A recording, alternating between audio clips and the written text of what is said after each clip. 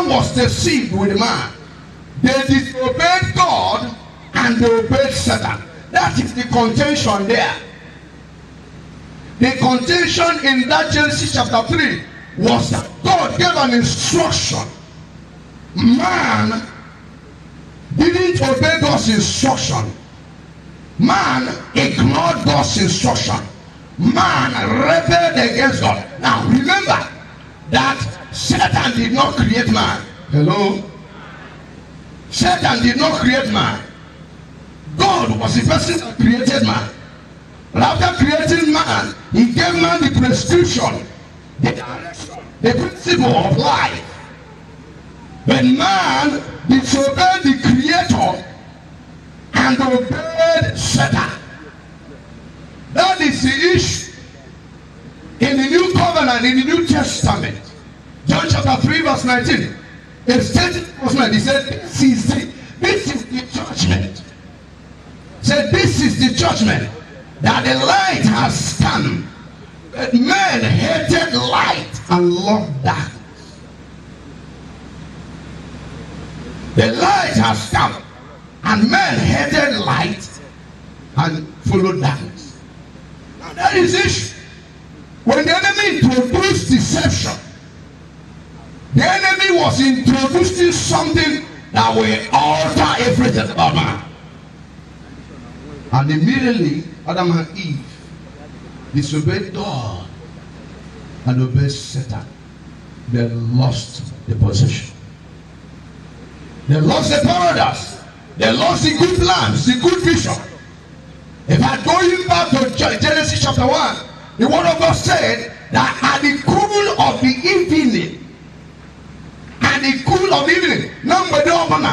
God will come to fellowship with man. What a good experience. What an awesome encounter. What a joyful fellowship. At the cool of the evening, God will come down, and God and man will rub minds together. We interact. We share ideas. We romance. I swear. And can I tell you, you cannot interact with God and your situation will remain the same. It doesn't happen. Whenever God brings any man to the place of intimate communion, intimate fellowship, your life doesn't remain the same. But Satan closed their eyes, and by disobeying God, they lost this vital dividend.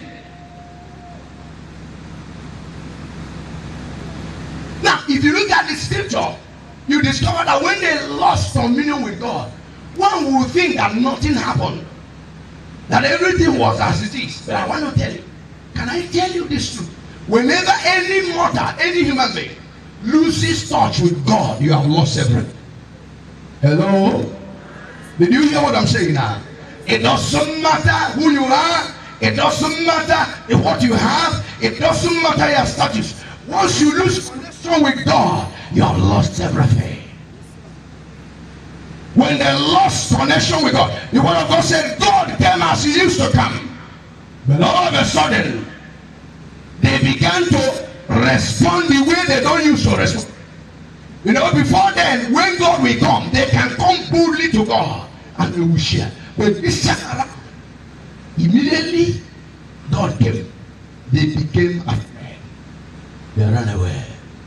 My prayer is that you will not lose your divine possession in the name of Jesus. We are talking about possession. Possession can be in different dimensions. You have spiritual possession. You have intellectual possession. You have marital possession. You have economical possession. For those of you who are interested in politics, you have political possession, academical possession, social possession. So possession as a word is all encompassing, has different branches. Family possession. But whichever possession you are talking about, whether it's spiritual or intellectual or economical or medical or social or marital or family, The word of God said, on Mount Zion there shall be deliverance. Now, when I was reading Obadiah Obadiah verse 17, I took note of something. That is that God was clear there through the prophet. He said, on Mount Zion, 3 things shall happen. Everyone say 3 things. Say 3 things. Shout it loud and clear. 3 things. The first thing that will happen on Mount Zion is there shall be deliverance. The second thing that shall happen on Mount Zion is there shall be holiness. And the third thing is the house of Jacob shall possess their possession. And if you read verse 18, he said the house of Judah shall be a flame, the house of Jesse shall be a flame, and he said they shall consume the house of Edom. That is the Edomites, or the sons of Esau. But I'm not going to verse 18. I'm concentrating on verse 17. Now, watch it. He said, if these 3 things must happen, it must be on Mount Zion, not outside Mount Zion, not before Mount Zion, not at the back of Mount Zion. Everyone shout Mount Zion. The word of God said, these 3 things shall happen on Mount Zion. So, if you take away Mount Zion, you are taking away these 3 things. If there is no Mount Zion, forget about deliverance, forget about holiness, forget about possessing your possession. So it's important we begin to ask ourselves, what is Mount Zion?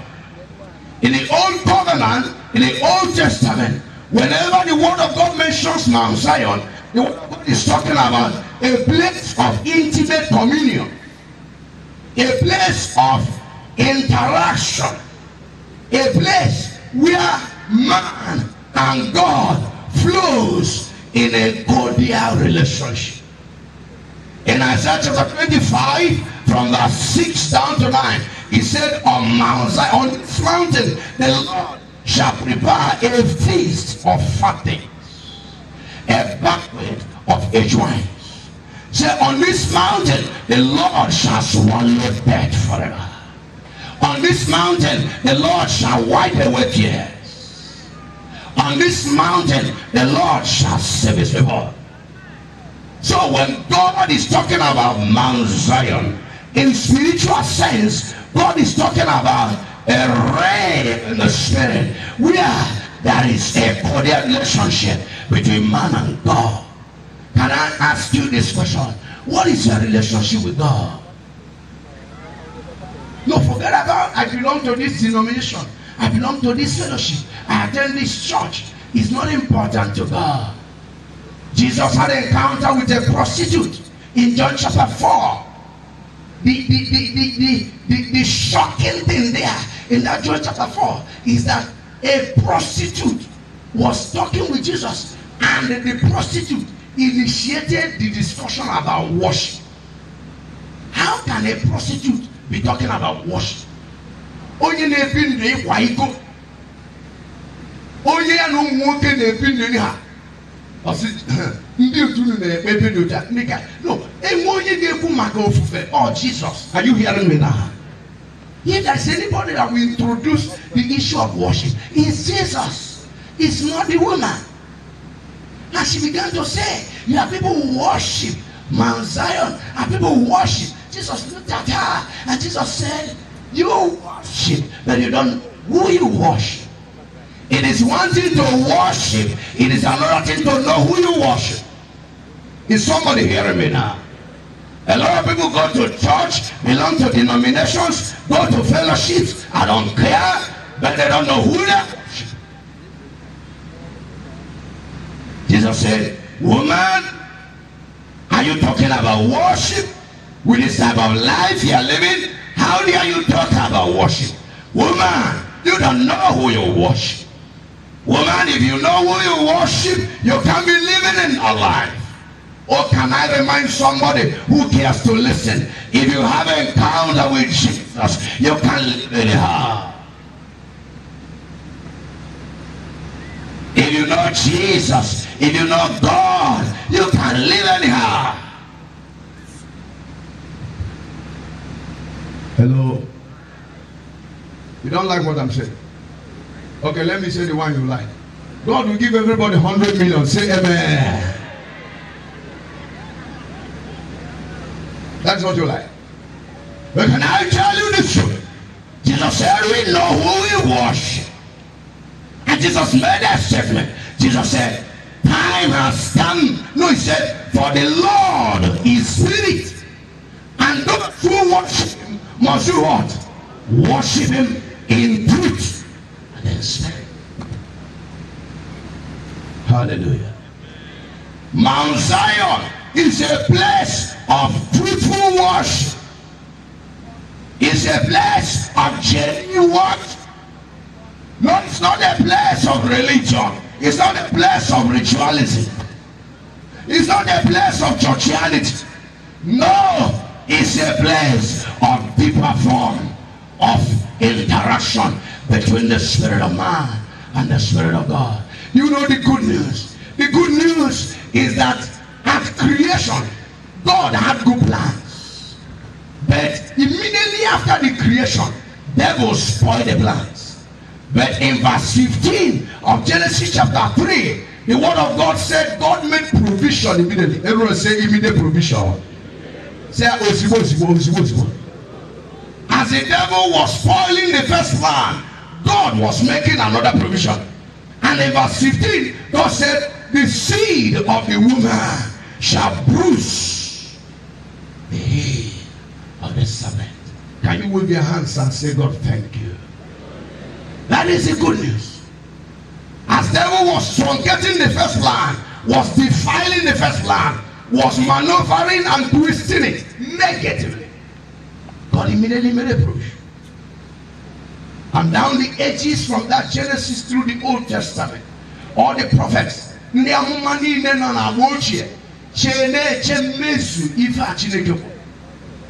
thank God that after years and thousands of years in the New Testament, now in Matthew, and that is where I want to read now. Matthew chapter 1, verse 21. Holy Spirit, you will help us. Say amen. Matthew 1:21. Quickly.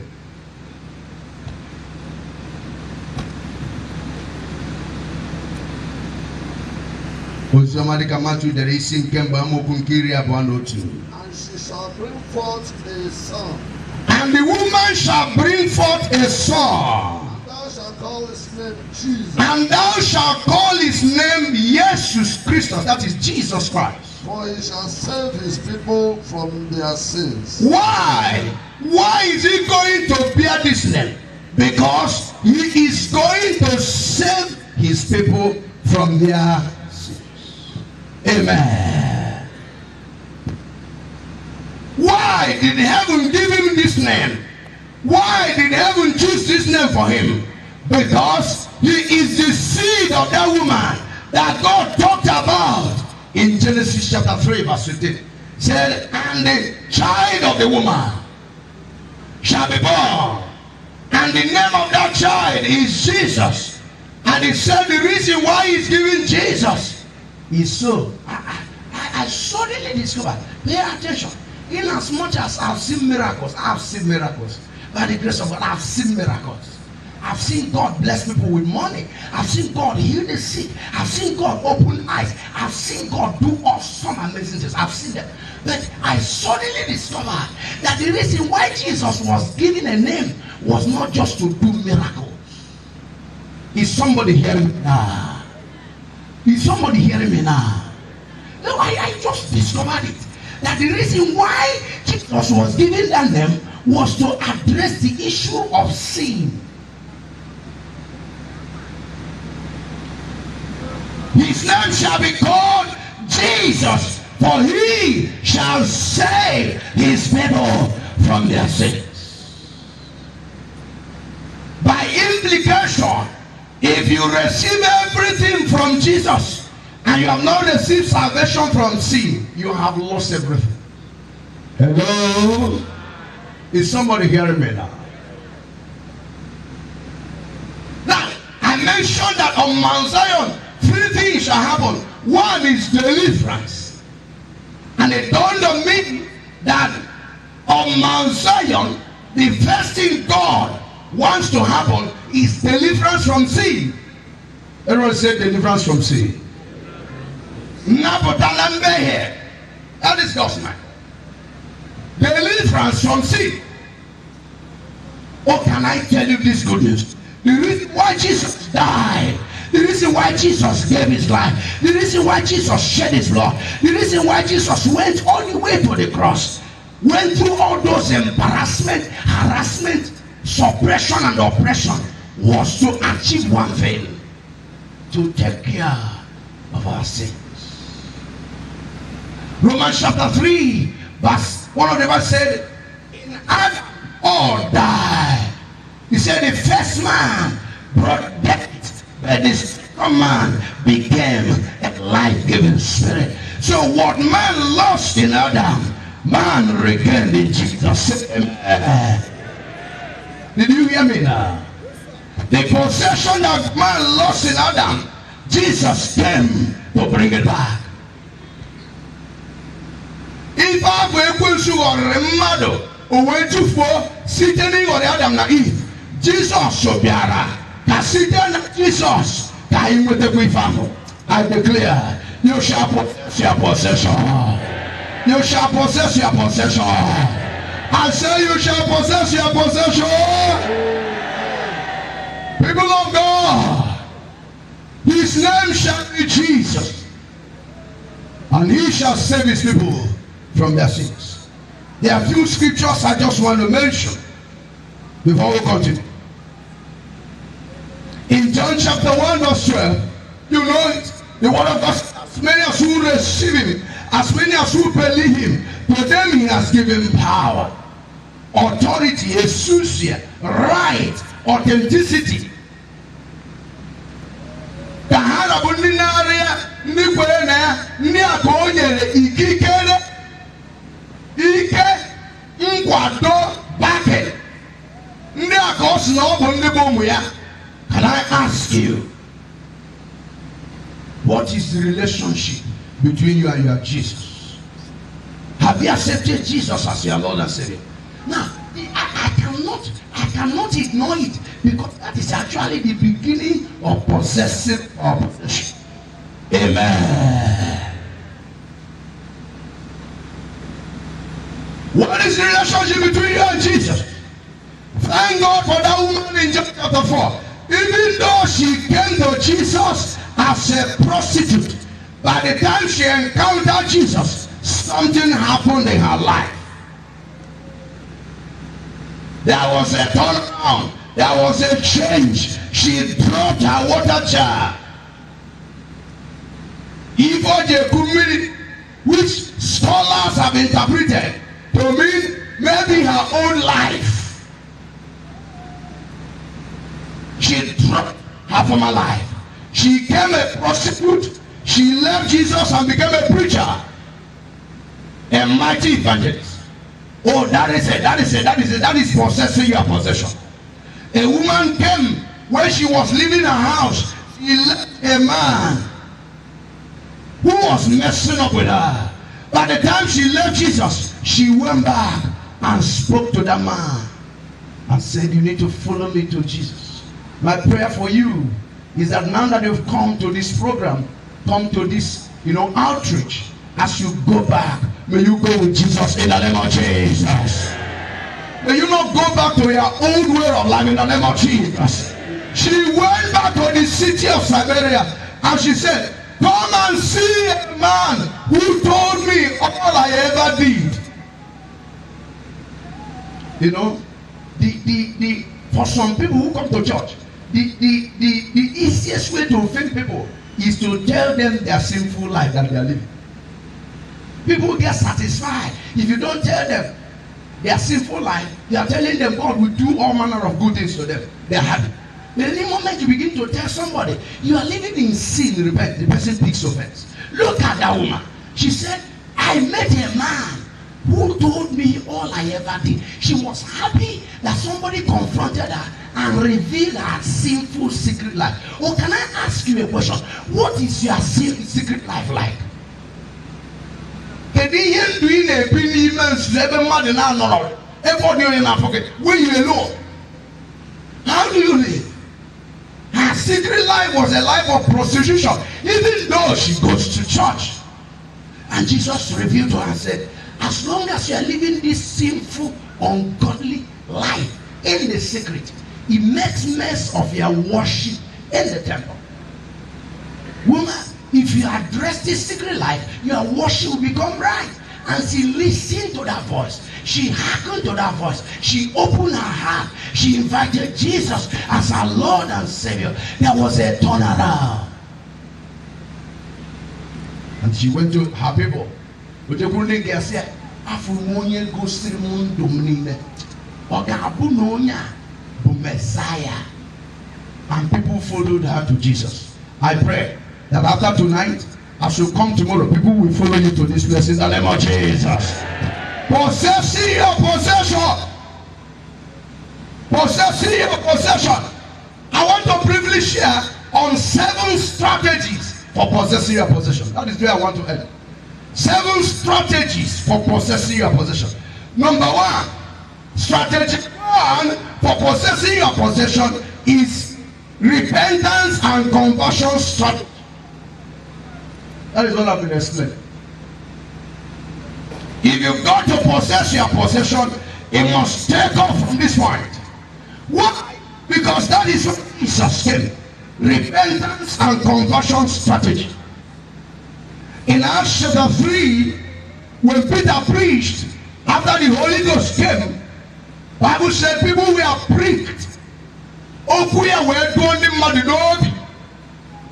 Acts chapter 3. Verse 18 and 19. We're going to read it for us. Okuya were to Fanobi. Owutefa. Yeni Peter kureba. Peter kwa hapon pample. He ne ha megro Jesus now the wrong man. Peter didn't hide it. Say, Otu asi we meso Jesus. Otu asi we kwa Jesus as. Otu asi we lubru Jesus isi. Otu asi we kwa Jesus em. Akane kuye ni ne akogide kuse anu bebuo ya. That was what Peter was saying. Peter was not painting walls. At the end of it, Bible said the word that came out of the mouth of Peter pricked their heart. And they asked Peter, what shall we do? And Peter, brother, read Acts chapter 3, verse 18 and 19. 17. Yes, 17, 18 and 19. And now, brethren, yes, I wot that through ignorance ye did it, as did also your rulers. That those things which God before has showed by the mouth of all his prophets, that Christ should suffer, he has so fulfilled. 19. Repent ye therefore, and be converted, that your sins may be blotted out, when the times of refreshing shall come from the presence of the Lord.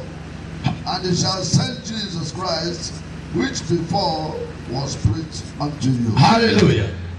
Peter said, if you've got to get it right, you must use this strategy. Strategy of repentance, strategy of conversion. You must repent from your sins. You know, in verse 17, Peter said you did it in ignorance.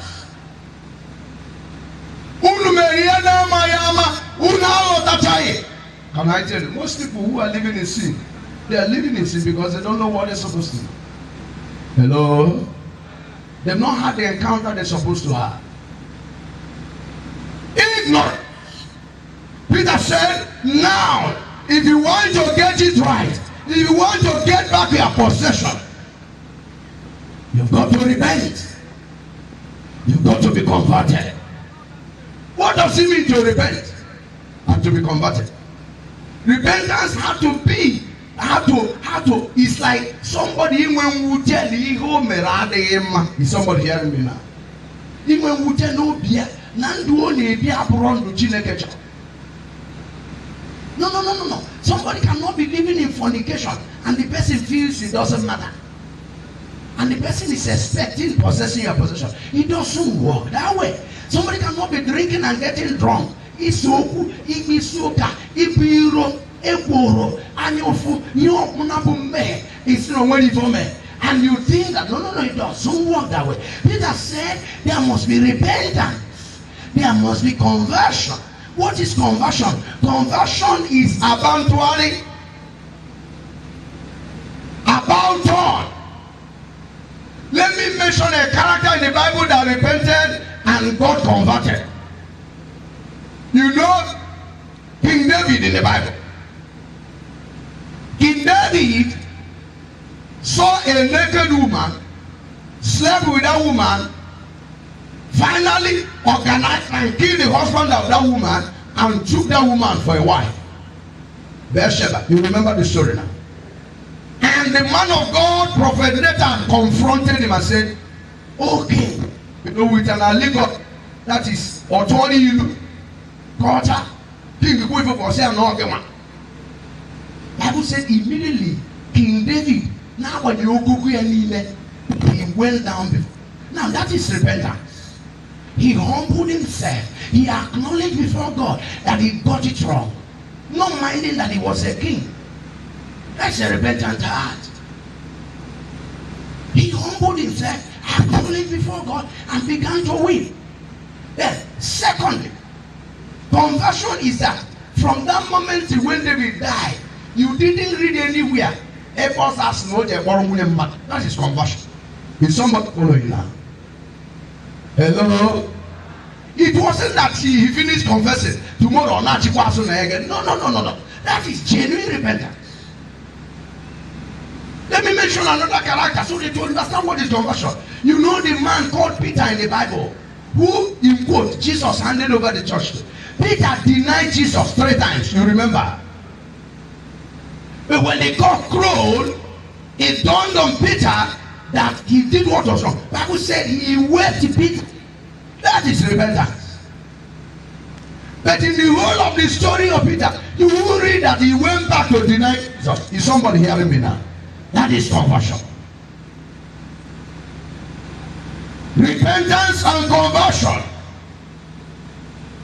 As we feel remorseful, because the wood die and do I in a beadro Chineke Tokaiga a step further. By easy, he had name a guy me also.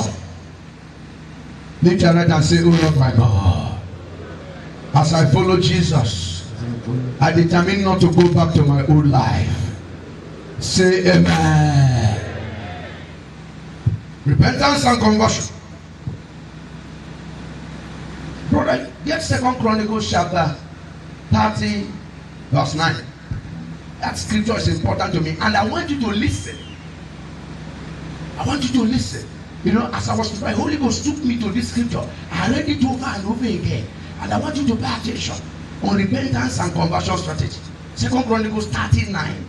For if you turn again unto the Lord. Watch it, he said. For if you turn again unto the Lord, your brethren and your children shall find compassion before your brethren and your children shall find compassion before the Lord. That lead them captive. Amen. He said, if you turn to the Lord, if there is change, he said, your brethren, you will access compassion. You know, somewhere in Proverbs said, he who conceals his seed shall not prosper, but he who confesses and forsakes shall obtain what? Mercy. Onye ọbụla nke na-eji na-eme ya ọsị na ọ gaghị agara ya, ma onye ọbụla nke na-ekwupụta ya nke na-ajụkwa ya na onye dị otu a ga-enweta gịnị amara. To get possession back, there must be genuine repentance and conversion. Matthew chapter 11 verse 28. Come unto me, all you who labor and heavy laden, I will give you rest.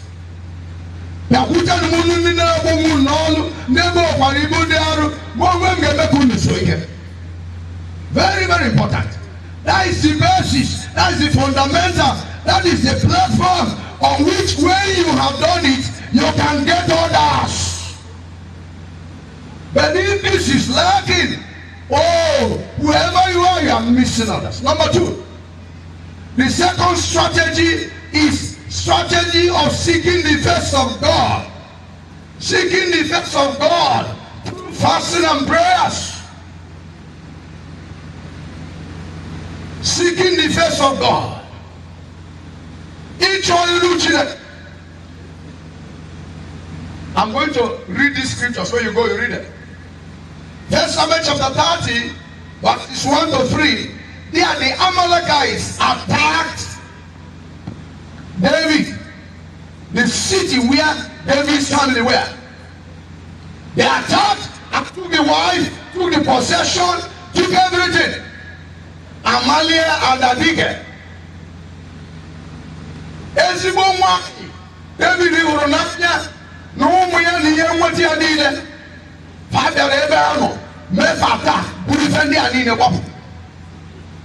And when David came back, David and his people saw that their possessions had been carted away. Bible said they wept bitterly. In fact, it was bad. Even people, that is the subjects of David. Nyonachi, Joy Chokude Tubo. Say, oh, they were accusing him. In 1 Samuel chapter 23, verses 1 to 4, you read another story that King David had a news that the Philistines had attacked Keilah city. Now, Keilah city is 9 miles west of Hebron, and Hebron is a city close to Judah. David was in Judah with the people as a king. He had it, and he knew that if he allowed the Philistines to succeed, they are already nearing him. So he had to rise to do something. 2 Samuel chapter 5, verse 17 to 22. You read about David when he was anointed the king. The word of God said the Philistines came after him to attack him. So in all these scriptures, you discover that there were several attacks on David or his possession. Now, pay attention. It's not the number of attacks or the way they happen, but for each of the attack, David did something, and that is what the Bible said. And David sought the Lord. David, where you were there? Is somebody hearing me now? If you want to possess your possession, you must be a child of God that is continually seeking the face of God. You must be a child of God that is interested in knowing what God wants you to know, in seeing what God wants you to see, in hearing what God wants you to hear. A lot of Christians are not willing to seek the face of God, to pay the price, and wait upon God and ask God what you are made to do. That was the best strategy of David. Bible said in one of the scriptures, he called for Abiathar, the high priest, and he said, where is the ephod? Bring the ephod. The Urim and Thummim, bring it. Even David just no. Or just even amen. It's in that word that is a victory. As you seek first and God gives you direction, when you follow it, you will see success. Say amen. Hallelujah. Amen. Matthew chapter 6 verse 3 says, seek ye first the kingdom of God and what? It says, seek ye first. Make it first priority. Seeking the face of God, let it be the number one priority in your life. Jesus says, seek first God. Seek first God. Seek first God. Seek the will of God first. Before you take any decision, before you take any step, before you do anything, the will of God first. Say, when you make it first, every other thing shall fall in line. Seeking the face of God's strategy. Number 3, following the leading of God. Is wanting to hear God, is anointing to follow. King Saul was told to go and destroy the Amalekites and burn everything. When he went there, he obeyed the first part and left the second. Oreba ucha say in then you see it. Not following the leading of God. In things of the Spirit, pay attention. In this, I don't like sharing testimony, but let me just. This one is remarkable. When I was at New Heaven, there is this evangelist. Together we pray. We spend some time and pray, seek the face of God for our ministry, especially those working with me there at New Heaven. I will meet at a site monthly. One of the days we are praying. As we are praying, some people around 2 a.m. people ran into the church carrying a lady that was on fire. Pay attention. I'm talking about seeking God. Now, as we are praying, the ordinary thing, the natural thing was to stop prayers and begin to bind and loose. But because I've learned that in spiritual things, direction from the Holy Spirit is important. Are you hearing me? I've learned it. And as they were there, we were doing what we were doing. I told them to stay. When we were doing that, I was just praying. At the time, God said, stop. I stopped. Said, God said, invite them. They came. He said, keep them at the altar. Keep them at the altar. And God spoke to me. Clear. He said, go. You know, in the altar where we are, there is a dispenser, water dispenser there. Now, New Heaven. And when water dispenser, God said, go there and get a cup of water. He said, I went there. I called Reverend Obi in a chair. God said, 2 of us were there. He said, go and get me a cup of water. I was fooling what God was saying. God said, take that water, wash her face 7 times. Just wash her face. I called, he brought the water. I washed her face 7 times. And God said, you gather around, call her name 7 times. Move your hands and just worship God. I fear the Holy Spirit. I honor him. Following the leading. When I finish, I called the young men of God and I said, now we're going to, don't pray in it, just call her name 7 times. And we're, in the name of Jesus, we call her name. At the 7th one, she opened her eyes. It was so awesome. Hallelujah. You know, I just told myself, if I had not followed this direction, I would be going, are you hearing me now? I would just be wasting my time. Don't ask me. She woke up, she said, I need water. We gave her water. In fact, actually, she was actually sleeping before she started going the other way. She was almost there. The Russia, some of them came wearing all kinds of things. Now, when she woke up and answered, I began to minister to them. I began to tell them, see the miracle. That is what Jesus can do. All of you must give your life to Jesus. Is somebody hearing me now? God will be born again. Because that is actually the reason why God did the miracle. The reason why God did the miracle was for people to believe and become born again and repent from their sins and follow Jesus. Amen. That is why miracles are done. Miracles are done to bring people to Jesus so that they will turn from their sins and follow Jesus and live their life for Jesus. Now, why I'm saying this is following the leading of the Holy Spirit. The word of God said, as many as who are led by what? The Holy Spirit. You need to pay attention. God gave us the Holy Spirit to follow. He is there to lead our life.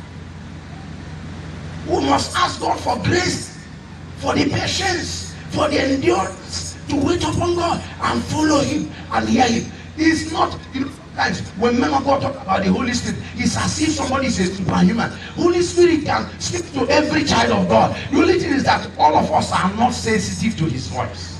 Most of us, we don't pay attention. We just be doing our own thing. We are too busy. We are not quiet. We don't listen. We don't ask God, what do I do? We don't ask God, where do you want me to go? We don't ask God. We just do what we like. Sometimes he tries to call us back. We are too busy to be called back. May God help us in the name of Jesus. For David, let me tell you, in 2 Chronicles chapter 5, at the first time he said, go, shall I go? God said, go. He went and overpowered the Philistines. Then they came again the second time. He went to God and said, God said, don't go. If he had verse, he would have missed it. No can come on sitting there, come to such a situation. Or Gamelia, Nanka, or sitting at Chinakasakapana.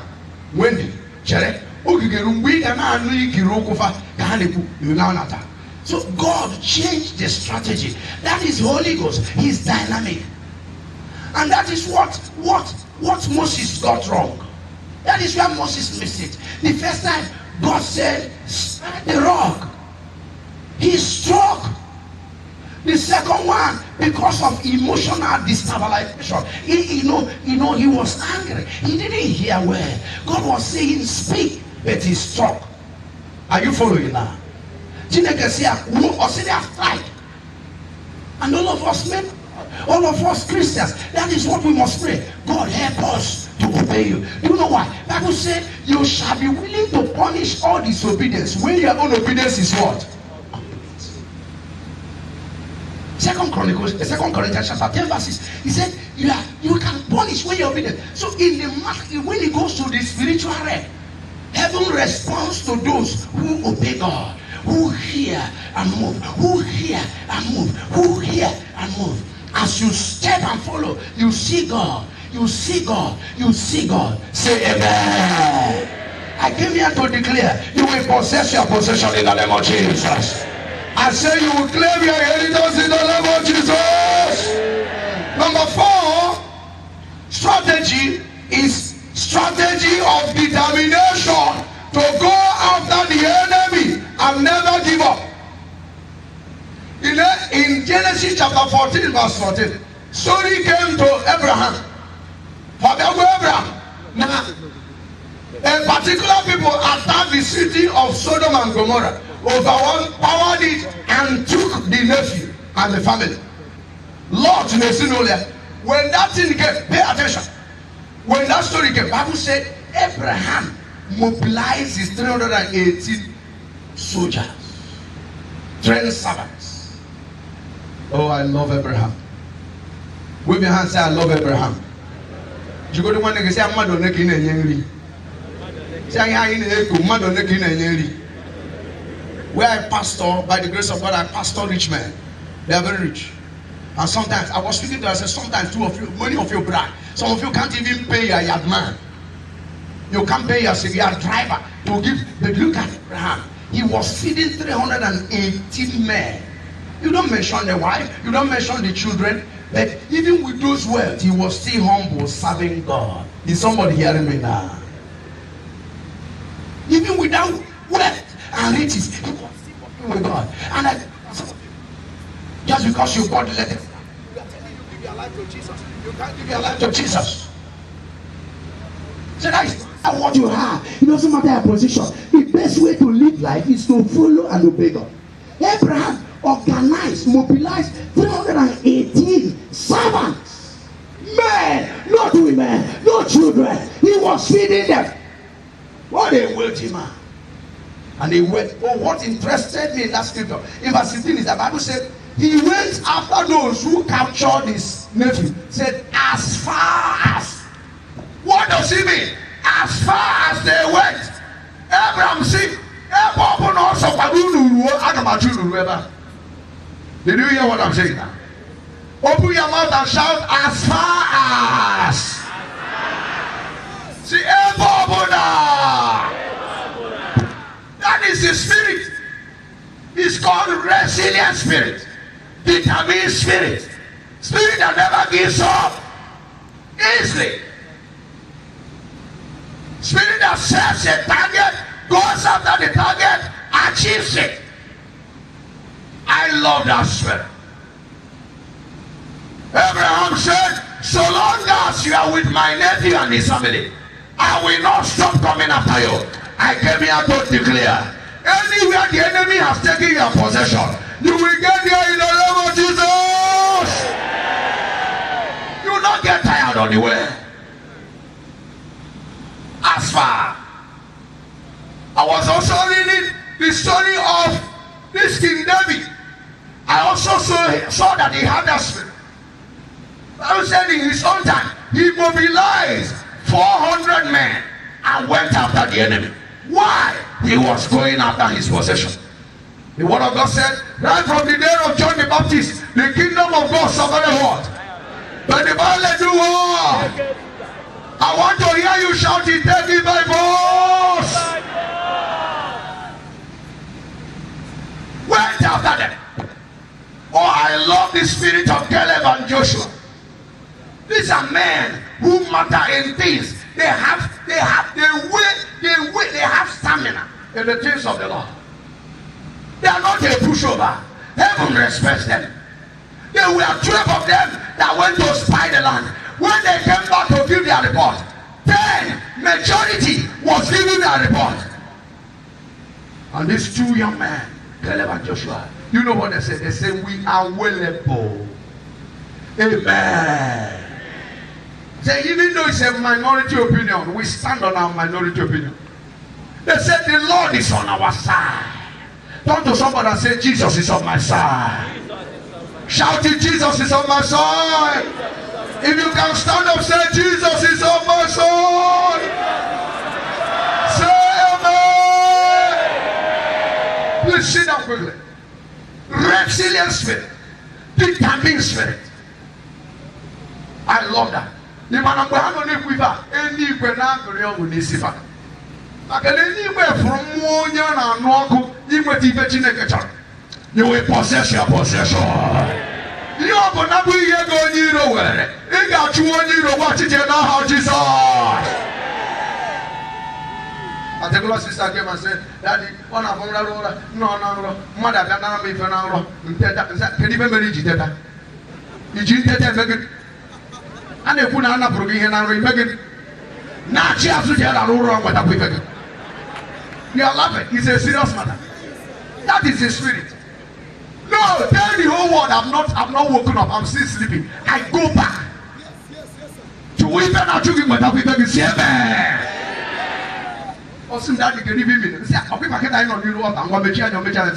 Now, she was ever here now wrong.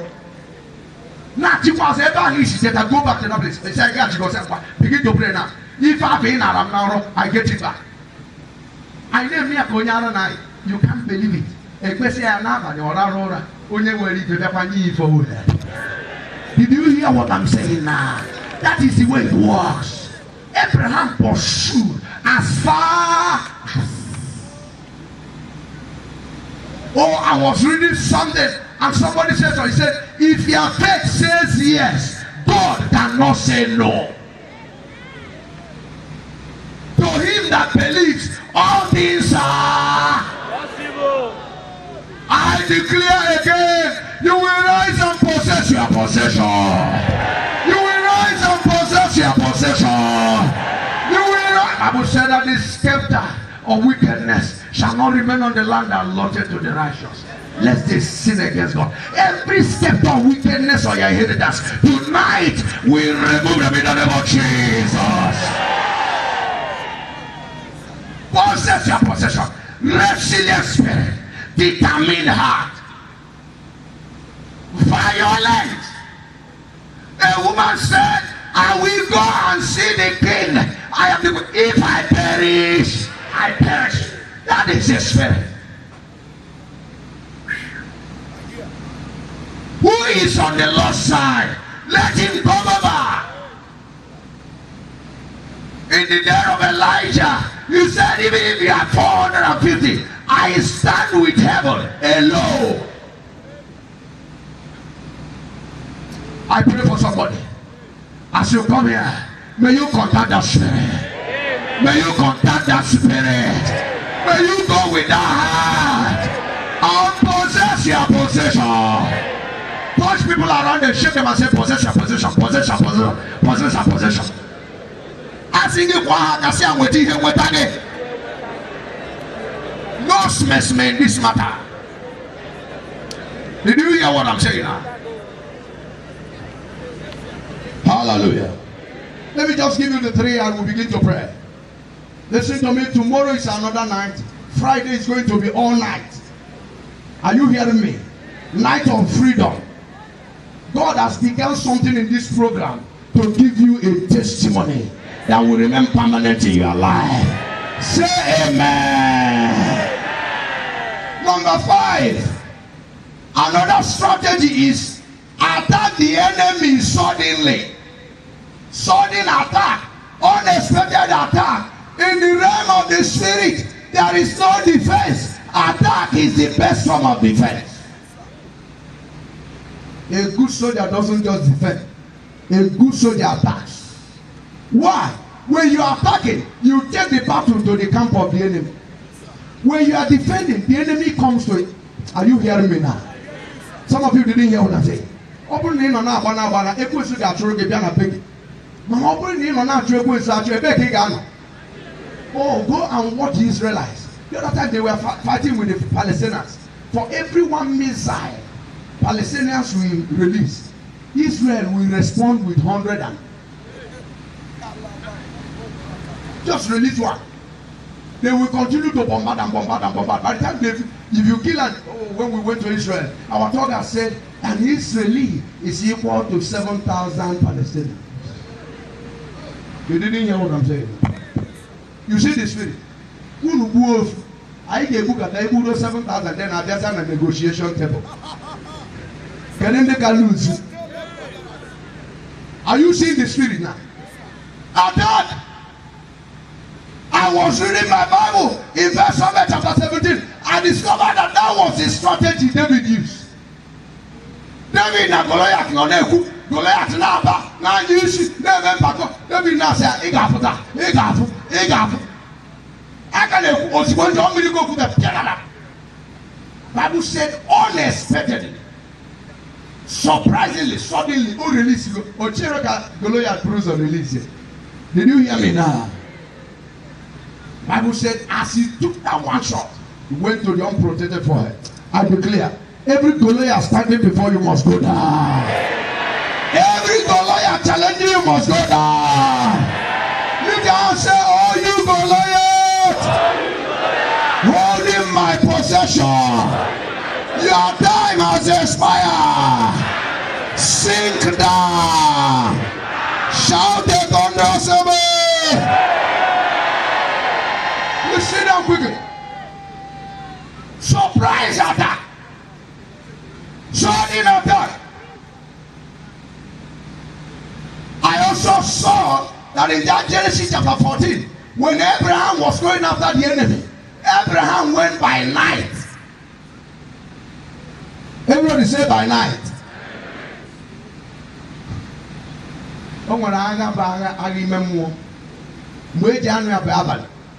If there is any meeting you will miss, don't miss the crossover night.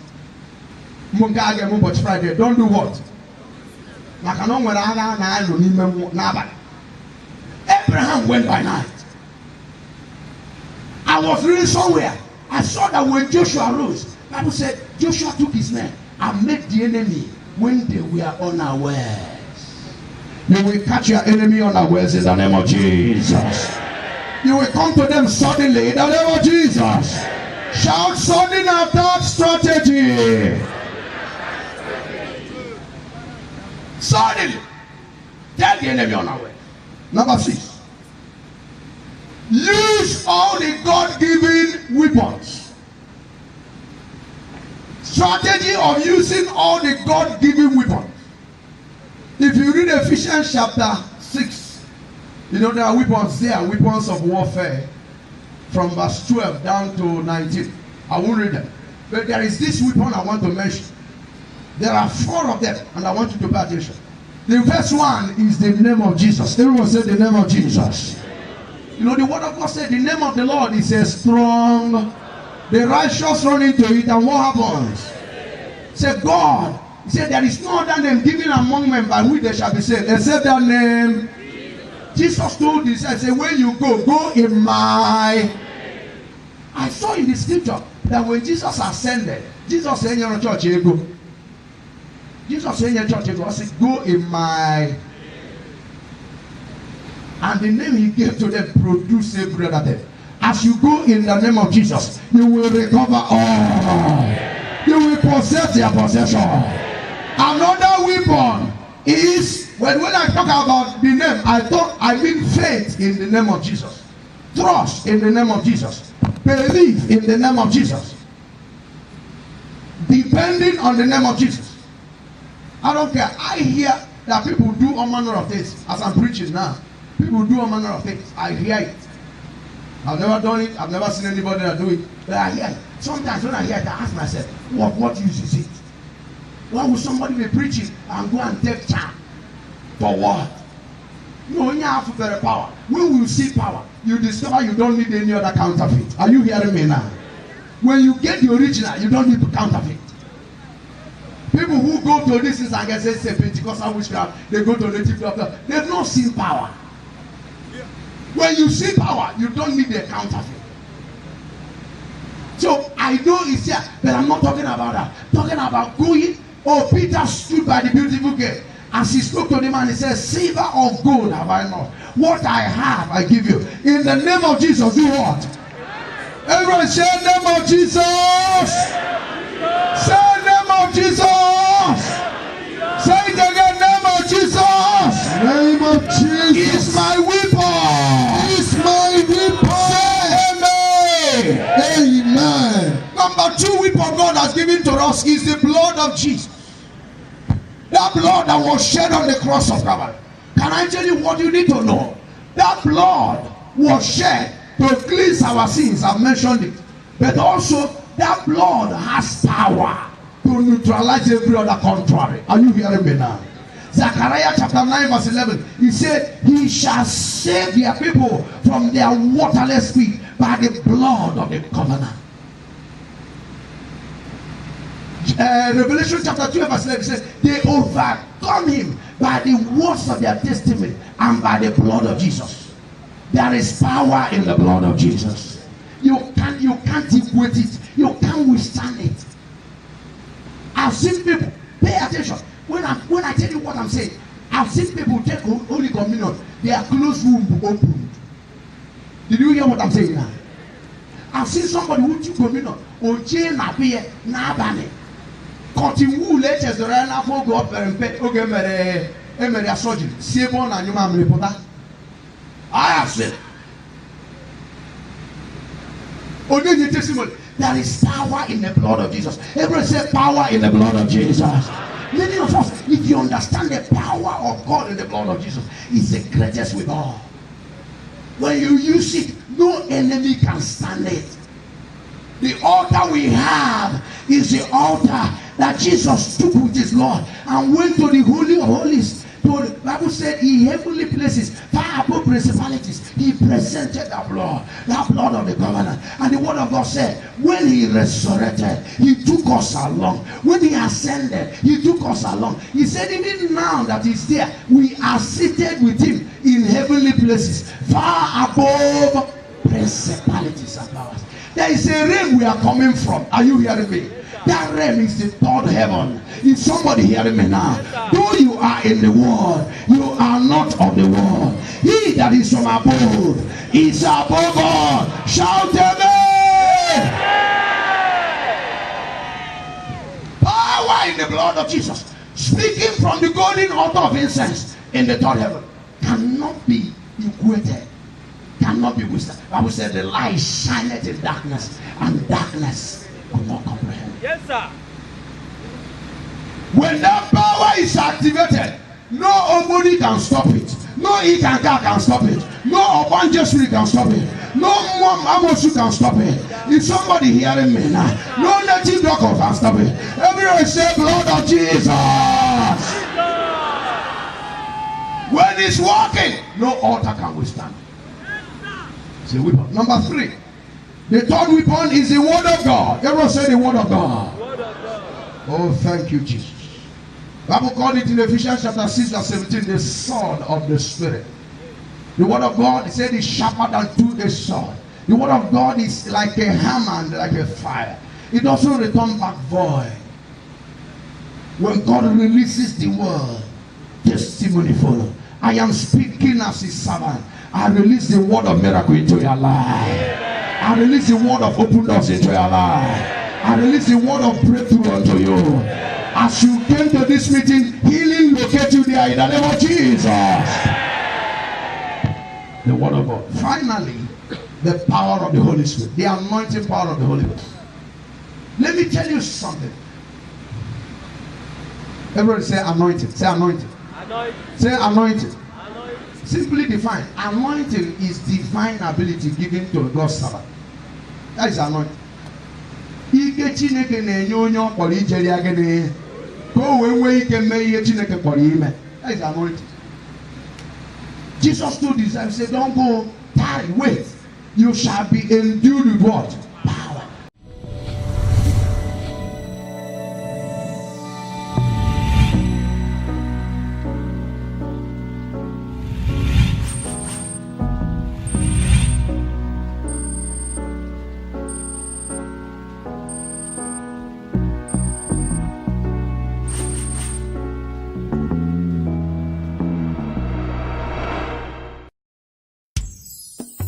Mm-hmm.